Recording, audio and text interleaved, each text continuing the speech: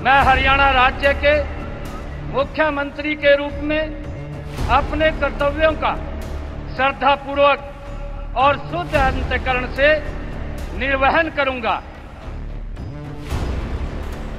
हरियाणा के चुनावी चक्रव्यूह को भेद कर बीजेपी के लिए नायाब हीरा बने नायब सिंह सैनी लगातार दूसरी बार हरियाणा के मुख्यमंत्री बन चुके हैं।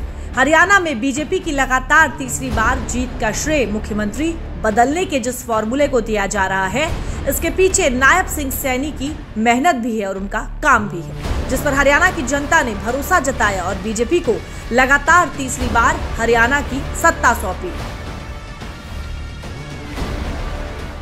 मार्च 2024 में बीजेपी ने मनोहर लाल खट्टर की जगह नायब सिंह सैनी को सीएम बनाया था। नायब सिंह सैनी हरियाणा के कुरुक्षेत्र की लाडवा सीट चुनाव जीती। नायब ने कांग्रेस के मेवा सिंह को 16,054 वोटों से हराया। हरियाणा में बीजेपी को इस बार अकेले पूर्ण बहुमत प्राप्त हुआ। नायब सैनी की कैबिनेट में 13 विधायकों ने भी मंत्री पद की शपथ ली। मैं हरियाणा राज्य के मुख्यमंत्री के रूप में अपने कर्तव्यों का श्रद्धापूर्वक और शुद्ध अंतःकरण से निर्वहन करूंगा। नायब सिंह सैनी को हरियाणा में पूर्व मुख्यमंत्री मनोहर लाल खट्टर के करीबी नेताओं में शुमार किया जाता है। खट्टर को उनका राजनीतिक गुरु भी कहा जाता है। खट्टर के मुख्यमंत्री बनने के साथ ही नायब सिंह सैनी को कैबिनेट में जगह दी गई और अब समय देखिए कि जिस कुर्सी की जिम्मेदारी खट्टर संभालते, आज उनके शिष्य नायब उस कुर्सी पर बैठे हैं और हरियाणा की कमान संभाल रहे हैं। लेकिन नायब के सीएम पद से ज्यादा उनका सियासी सफर दिलचस्प है। 1996 में पहली बार नायब सिंह सैनी बीजेपी के साथ जुड़े। 2002 में सैनी को अंबाला में बीजेपी के युवा मोर्चा का महासचिव बनाया गया। 2005 में सैनी ने युवा मोर्चा के अध्यक्ष पद की भी जिम्मेदारी संभाली। 2009 में सैनी ने पहली बार नारायणगढ़ विधानसभा सीट पर अपनी दावेदारी रखी, हालांकि हार का सामना करना पड़ा। 2012 में बीजेपी ने नायब को अंबाला का जिला अध्यक्ष बनाया। 2014 में नायब सैनी ने एक बार फिर नारायणगढ़ सीट से विधानसभा चुनाव लड़ा। इस बार वो जीतने में कामयाब रहे। 2019 के लोकसभा चुनाव में नायब ने कुरुक्षेत्र सीट से जीत दर्ज की। 2023 में सैनी हरियाणा बीजेपी के प्रदेश अध्यक्ष बनाए गए। 2024 में सैनी ने हरियाणा में सीएम के तौर पर शपथ ली। नायब सिंह सैनी का सियासी करियर में बड़ा मोड़ अंबाला शुगर मिल के गन्ना आंदोलन के दौरान आया, जब गन्ना भुगतान के लिए हुए आंदोलन में सैनी ने अहम भूमिका निभाई। इस आंदोलन के जरिए सैनी ने किसानों के बीच अच्छी पैठ बनाई थी। इसे ही देखते हुए बीजेपी ने नायब को हरियाणा किसान मोर्चा के महासचिव पद की जिम्मेदारी भी सौंपी। बाद में उन्हें मोर्चा का अध्यक्ष भी बनाया गया था और अब नायब सिंह सैनी हरियाणा के मुख्यमंत्री बन चुके हैं। लिहाजा उनके शपथ ग्रहण में एनडीए का पूरा कुनबा उमड़ पड़ा और हर तरफ से बधाइयों का तांता लग गया और सभी नेता हरियाणा में इस जीत का श्रेय डबल इंजन सरकार को देने लगे। तो माननीय मोदी जी के नेतृत्व में हमें तीसरी बार यहाँ पे डबल इंजन की सरकार लाई है, तो डेफिनेटली जो डेवलपमेंट करता है उसकी सरकार वापस आती है। तो फिर एक बार हरियाणा के कार्यकर्ता का, सैनी साहब का बहुत बहुत अभिनंदन। हरियाणा की जीत ने यह साबित कर दिया कि आज पूरे देश में प्रधानमंत्री नरेंद्र मोदी जी का डंका बज रहा है। तीसरी बार सरकार बनना कोई आसान काम नहीं है। आज हमारे लिए बहुत हर्ष का विषय है कि हरियाणा में भाजपा की सरकार तीसरी बार बनी है।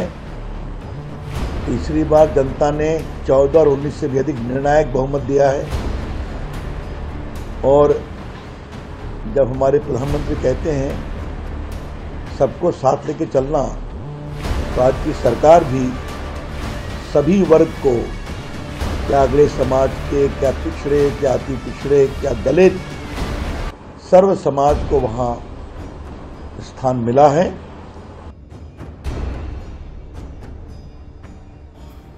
नायब सिंह सैनी के शपथ ग्रहण का मौका बीजेपी के लिए कई मायनों में खास था। लिहाजा शपथ ग्रहण में पीएम मोदी, गृह मंत्री अमित शाह, रक्षा मंत्री राजनाथ सिंह समेत बीजेपी के लगभग सभी बड़े नेता चंडीगढ़ पहुंचे। पीएम मोदी ने नायब सिंह सैनी को ट्वीट कर उन्हें मुख्यमंत्री बनने पर बधाई भी दी।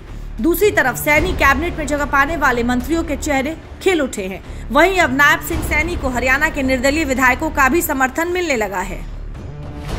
और मैं बिना किसी शर्त के सरकार को, हरियाणा सरकार को समर्थन दे रही हूँ, क्योंकि हिसार का और हरियाणा का बहुत अच्छा से विकास करवाना है।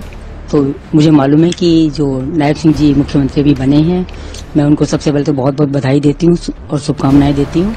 और मुझे मालूम है कि वो पूरा हरियाणा का बहुत अच्छी तरह से विकास करवाएंगे। आज का बहुत बड़ा ऐतिहासिक दिन है, प्रदेश के लिए, देश के लिए, देश की राजनीति के लिए, क्योंकि आज तक 70 साल हो गए देश को नकारात्मकता के आधार पर ही सरकारें बनती और गिरती, कि एक सरकार आई, उसने गलत काम किए और लोग दूसरी को ले आए, फिर उसने गलत काम करे, फिर तीसरी को ले आए। पहली बार कि सकारात्मकता के आधार पर सरकार तीसरी बार भारतीय जनता पार्टी की प्रदेश में बनी। इतने कम समय में एक इतना विश्वास अपने जैसे अपने भाई और बेटे पर विश्वास करते हैं, इतना विश्वास उन्होंने किया।